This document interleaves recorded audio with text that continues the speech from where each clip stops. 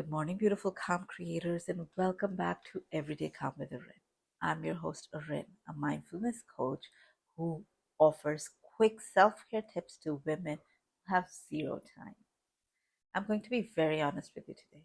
I'm not a calm person, and I need to say this out loud for anyone who's ever looked at me and thought, wow, I wish I could be as calm as her. I am not a calm person.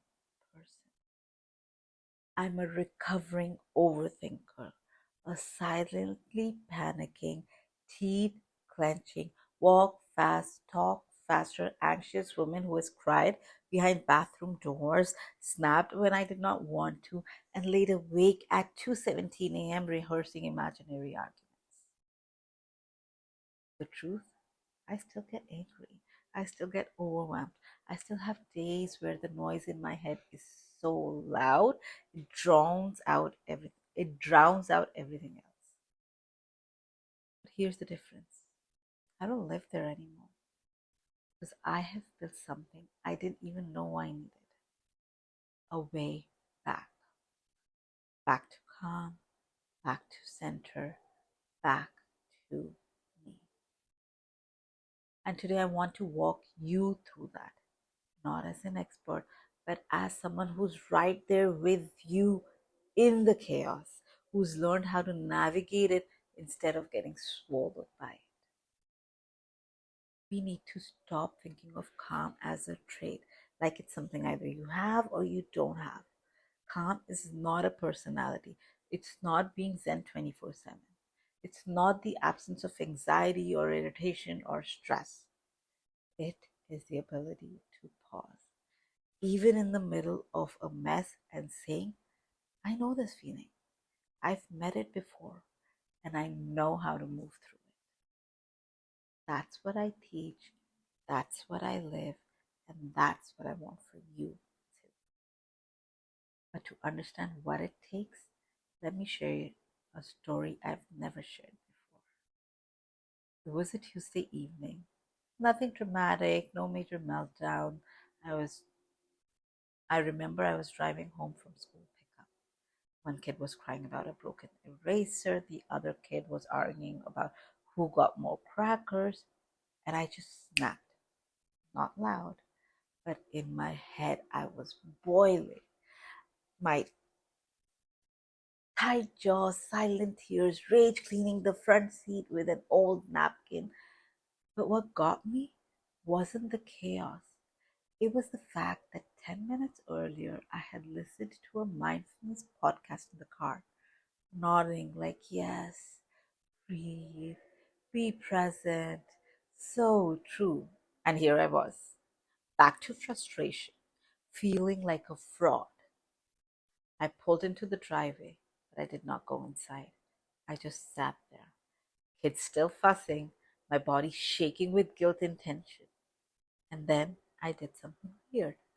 I whispered to myself, you are not failing, you are full. I did not need to be fixed. I needed to empty, to release the built up I'd been carrying all day. And that whisper, it was like a crack of light through the noise. That's where my calm began. Not with a mantra, not with deep breaths, but with one honest moment of seeing myself clearly. Let me share the 3 tools that help me return to calm when I am spiraling, snapping, or drowning. The first tool, you are not failing, you are full. Say it out loud, whisper it if you have to, because most of us aren't actually failing. We are full, full of decisions, worries, noise, mental tabs we never closed. This simple sentence gives your nervous system permission to exhale. It moves you from shame to compassion. Tool 2, the red light reset. This one is so simple, you will laugh. Every time you hit a red light or wait in line or pause for anything, use it as a reset. Drop your shoulders, unclench your jaw, notice the temperature on your skin. It's not about doing mindfulness, it's about interrupting the spiral. Tiny windows of stillness, when practiced, often retrain your brain to pause before reacting. Tool 3, the emotional ownership shift. When I'm angry or overwhelmed, I used to think I should be feeling this way. I should know better than this.